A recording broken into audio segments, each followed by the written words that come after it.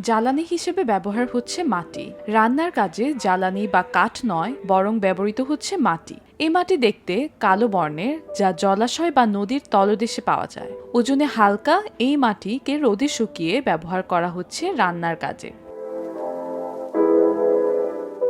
পানি উন্নয়ন বোর্ডের অধীনে ময়মনসিংহের রাজগাতি ইউনিয়নে চংভাদেরা এলাকায় নরসুন্দা নদী খনন কাজ করতে গিয়ে এই মাটির সন্ধান পাওয়া যায়। এলাকাবাসী এই মাটিকে কসম নামে অভিহিত করেন।